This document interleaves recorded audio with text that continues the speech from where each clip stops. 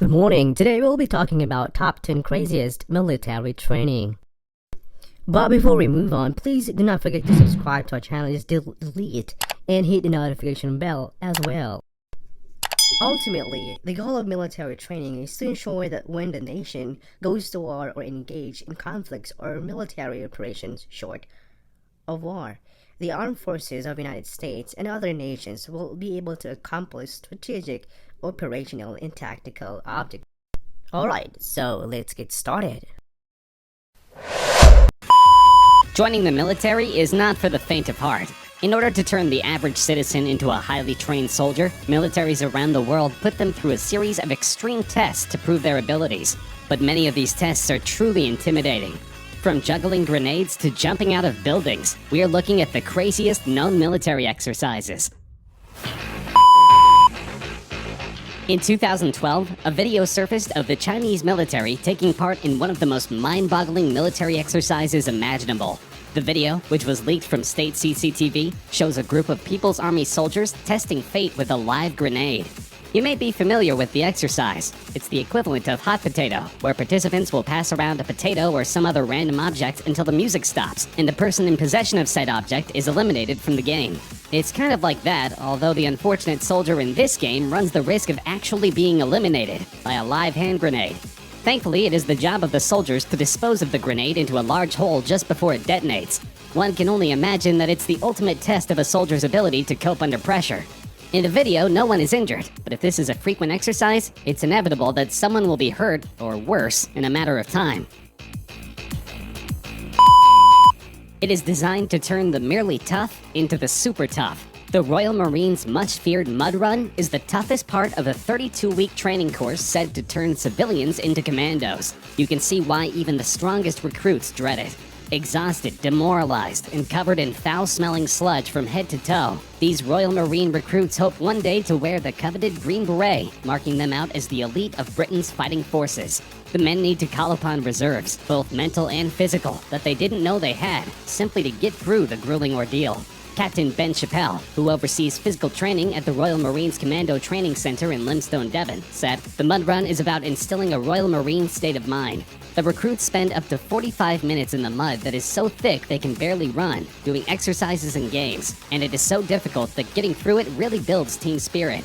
We're not just looking for physical strength, but mental resilience as well, and the team cohesion that comes from getting through the hardship together. This strength and cohesion forms parts of the Royal Marines' DNA." He said the recruits would not necessarily know when the run was coming up, saying it's all about dislocation of expectation. There is an argument about whether some people are genetically wired to handle colder temperatures, or whether one must build stamina for lower temperatures by training in colder environments. The US Navy SEALs put this to the test in a very palpable way. They do this through surf torture, also called cold water conditioning. The water temperatures usually hover around 65 degrees Fahrenheit and never go above 68 degrees Fahrenheit. From there, trainees may be ordered to do some calisthenics or run a mile and a half down the beach in their wet clothes and boots. Then they're ordered back into the surf. Many drills also require that teams carry their rubber boots over their heads as they run from one task to another. Even if the water is 90 degrees, your core temperatures will very slowly start to drop from its normal level of 98.6 degrees. The hours-long drill tests the personal resolve of all those involved and proves to superior officers who is most fit for war. The Russian military isn't known for having a gentle touch, so it should come as no surprise that their counterterrorism operations training is really tough. But just how tough is borderline insane? Russia's Federal Security Service, called the FSB, and successor to the KGB, shoots their agents center mass to give them confidence in a terrorist-controlled situation where bullets might be flying by their heads. The trainees, wearing body armor, absorb a few rounds before firing shots back at the target. In a video, the man in front of the target is Andre, an FSB operator, who doesn't flinch as 3 rounds zing by his head. They are forced to stand motionless, and then they wait for someone to casually walk past them, but then suddenly draw a pistol and shoot them repeatedly in the chest. After taking these hits, they are to return fire, and they have to aim just inches away from the attacker's unprotected face. In a second drill, the trainee is given multiple cardboard targets to shoot, but while he does so, he is pushed and shoved by trainers, who yell in his ear, while guns fire immediately adjacent to his ears. These are all supposed to simulate distractions on the battlefield and enhance the trainee's focus in stressful situations. Cobra Gold is one of the Indo-Pacific's largest multinational exercises. It's also the one where US troops drink cobra blood. The exercise includes events such as an amphibious assault demonstration, landmine destruction, and a combined arms live-fire exercise. But probably the most photographed event is the jungle survival training, during which Thai instructors share with the Americans their knowledge of life-sustaining jungle sources of food and water: plants, insects, and, of course, cobra blood.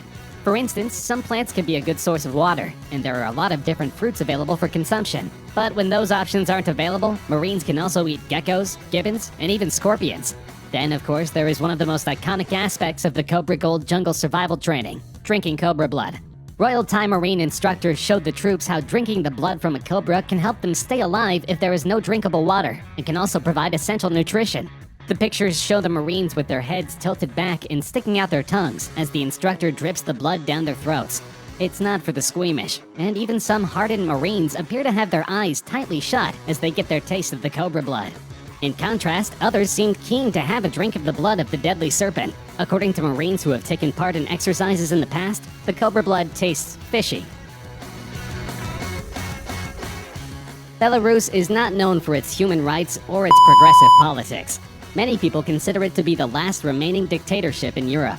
And of course, to keep the dictatorship in power, the government needs an extremely fearsome military. In addition to training for chemical warfare with gas masks and protective equipment, the Belarusian Special Forces are required to undergo an obstacle course that is covered in flames.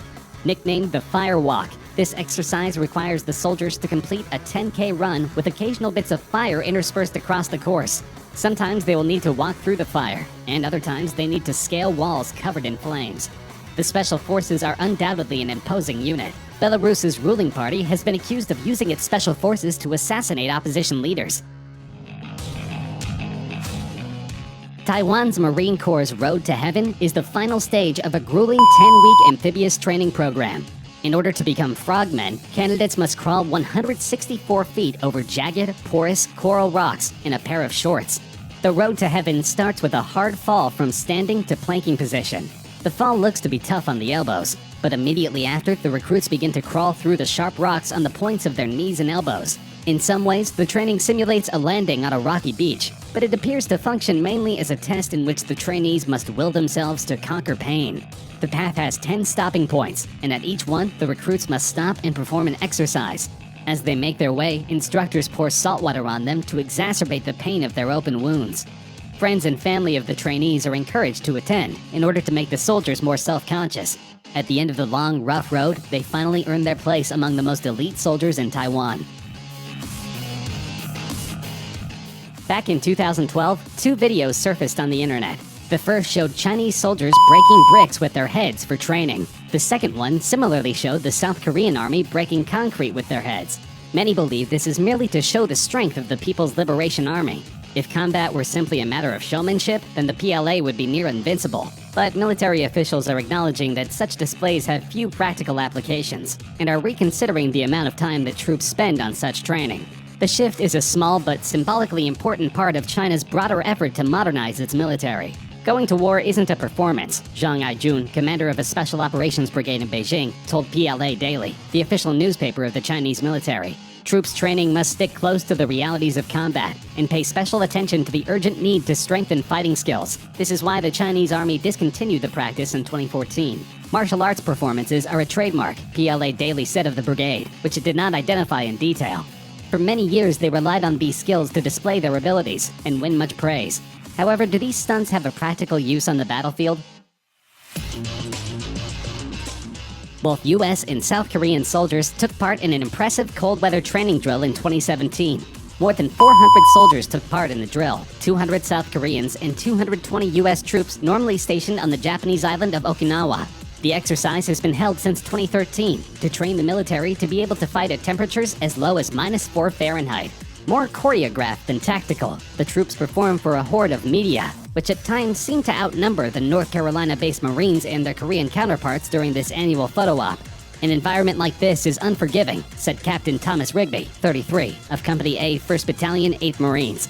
The company commander from Red Bank, New Jersey, said his Marines used the harsh locale to focus on cold weather squad tactics and decision-making skills.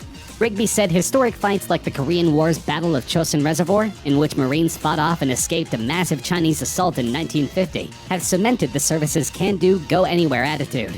"We're a jack of all trades," he said. "We fancy ourselves to be able to fight in any climate and place. The idea is to acclimate soldiers to any intense conditions they may find themselves in."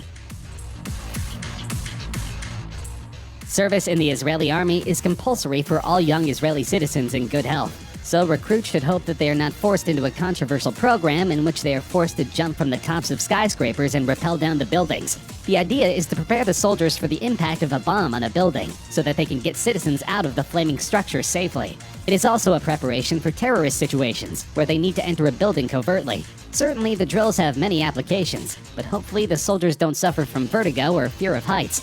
These new recruits will be prepared to defend the Tel Aviv skyline.